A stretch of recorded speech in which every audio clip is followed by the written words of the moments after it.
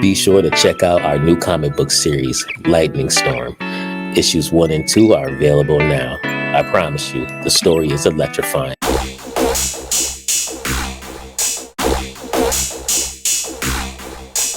Hey everyone, and hail to the fellowship. We thank you guys for tuning in. I am your nerdy normie reviewer, the Elvin Barber, and joining me is the lore loyalist himself, TC, the Token Cripple. Hello, hello. And we are those guys. TC, today I want to look at the new trailer for Ant-Man and Wasp. I believe, give me a second here. I believe Marvel's going in a different direction, but at the same time, I saw something the other day which told me that they're going in a different direction, but taking a complete U-turn and going back. Yeah.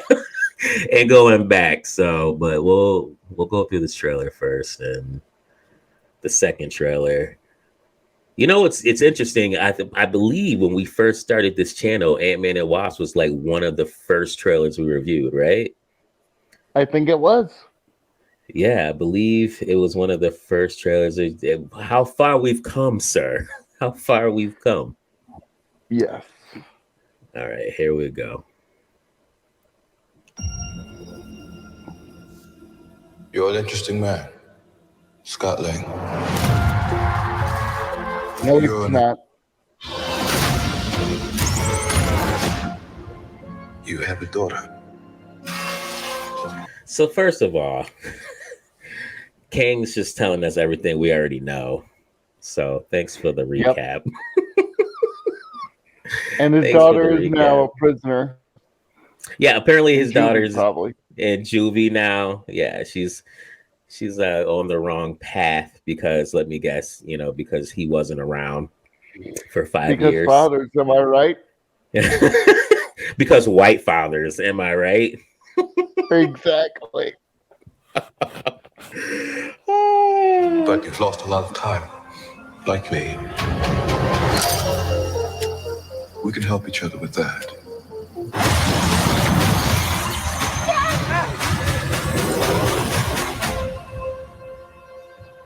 Who are you?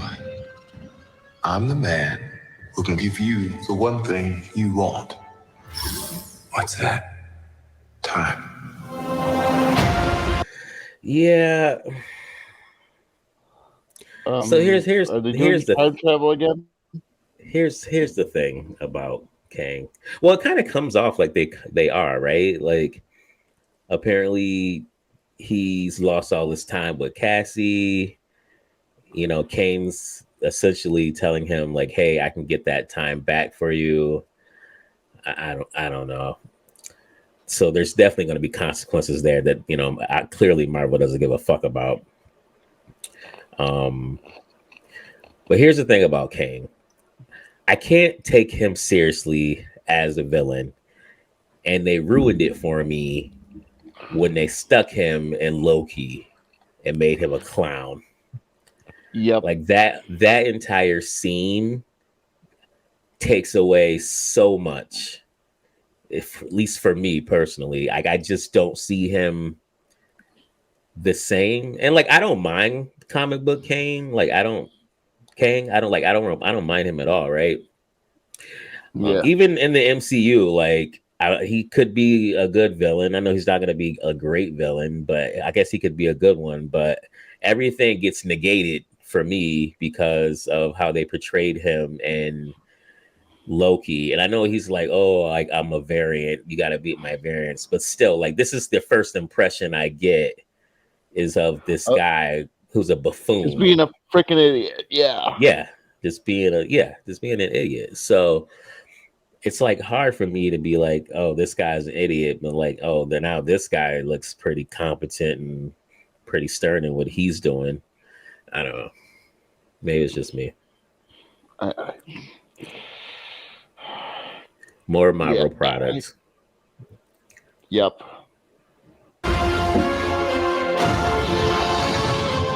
It can rewrite existence and shatter timelines. You cannot trust him. I don't care who this guy is. I just lost so much. You know, you would think someone who could rewrite existence and shatter timelines when her ass came back from being in the what do they call that? The quantum realm. Yeah, you'd think when she came back from the quantum realm, she'd be like, "Oh, by the way, there's somebody there who can, rewrite existence and kill." especially since she doesn't know, like they're just doing shit apparently in their garage, and she has no idea what they're doing why they're doing it. None of them have no idea why they're doing shit. Like it has to be making tons of noise, right? Like drawing a lot of attention, especially after we see what it does. You think two brilliant scientists' parents, especially when one of them does know about the quantum realm, they would have collaborated on this project, and she would have been like, no, like, nix it. Don't do it. Bad shit. And these are, you wake something bad up. Yeah, and these are the reasons why you don't do it. But nope. She's keeping all this shit to herself. Like, oh God. Like, I get it was traumatic, but all you need to say is you'll be messing with something awful and it will destroy the world. Yep. Both true statements. Boom. Done. He can give us a second chance.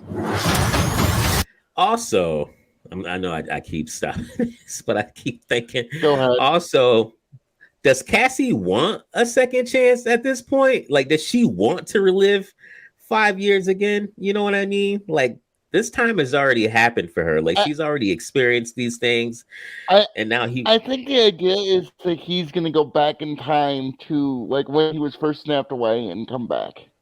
Which means he won't be able to tell them all the shit they need to know in Endgame to make that happen. So correct. Yeah. See, all these consequences that they're not thinking of.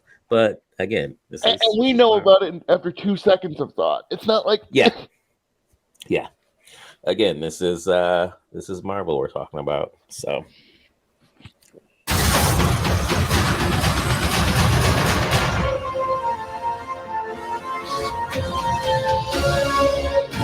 let me make this easy. CGI looks awful. CGI looks fucking awful in this. Like, very rushed. Doesn't look good. You will bring me what I need, or everything you call a life will end.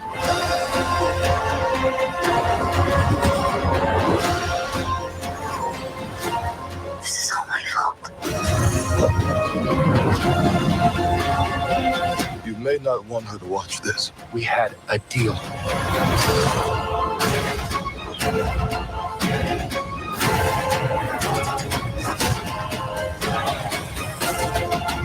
You thought you could win.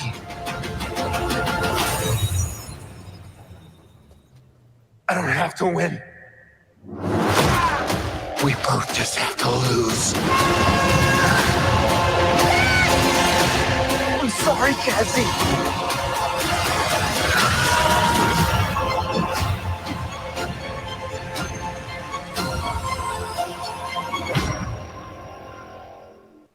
Right. I love how they're trying to make us care about Ant-Man when no one cares about Ant-Man. Earnestly, no one cares about Ant-Man. Not even in universe. They're like, "Oh, thank you, Spider-Man."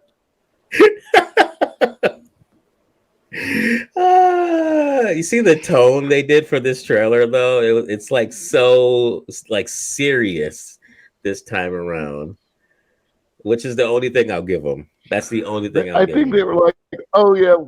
They're like. The thing is, I think they're like, "Oh my God, we did a bit of a misstep in the previous one with the Spider-Man jokes and all the stupid jokes, and maybe they just learned from Thor: Love and Thunder to finally just take it seriously." Maybe. So you know what, you say that, and I thought that as well, right? I'm like, okay, the tone for this trailer looks pretty serious, everybody on the internet's like, oh, is Scott Lang, is he gonna die in this? Like everyone's thinking he's gonna die. I'm like, they're toying with Who cares if he multiverses. does? So, and then yeah, one, who cares if he does? Two, they're already toying with multiverses, so they can just pull up another Scott Lang. Like it's not a big deal. So I'm like, oh, the tone, like it's so different, right? I'm like, maybe they are gonna kind of learn from past errors and switch it up, right? Well, you would think. Then I saw this article, sir, and I was like, and it's right back. Rumor: Ant-Man and Wasp undergoing reshoots to include Marvel now trademark cheap laughs. No. They can't stop them. They can't help themselves. They cannot help themselves. TC. The only ones that can get away with those types of laughs are the first, and it makes you punch something. Wait, say that again. You broke. You were breaking Irritating. up. The only ones who can get away with those laughs are Guardians of the Galaxy because they pioneered it. Everyone else, it's very off-putting. It's disruptive, and it's just irritating. Yeah, those are just completely different. Like those characters, and how they're portrayed is just completely different from other Marvel characters. So they can pull it off. They're a little bit more offbeat and quirky, and they can have those types of laughs. But you can't just put that type of those cheap laughs into every fucking Marvel product. Like you just can't do it. But when I saw this, I was like, there we go. There we go. Going right back to the old ways, not changing at all. Quantumania is being done to insert Marvel's trademark cheap laughs and lame jokes into the film. Fucking sad, man. That is fucking sad. This tells me that the film could have probably been okay by their standards, okay, and now it's gonna be shit. Now it's gonna be shit now. So yeah. I don't know. I also don't care about Ant-Man. Honestly, I don't care. I never have. Not really a fan. Yeah, it's all right. For me, even when he was in the later phase, the earlier phases, I'm sorry, it was just kind of like, this is when the earlier phases were good. So like you drop an Ant-Man movie in there and it's like, oh, all right. I mean, it's fine. It's fine. It's a movie to tie me over to the next, to the next movie that's going to be really good because, the earlier stages. But yeah, so that's Ant-Man and Wasp. Sir, any last remarks? Nope. I'm. Can we end the MCU, please? Well, please. I mean, we can. Now it's the MCU now. So that's the M stands for man. Oh man. All right. Well, we thank you guys for tuning in. We do ask that you smash that like button, subscribe, leave a comment, let us know what you guys think. You guys are gonna go see Ant-Man and Wasps. We're definitely gonna go see it, review it, let you guys know what we feel about it. Share this video out there, hit that bell for notifications, and you guys take care. Bye, everybody.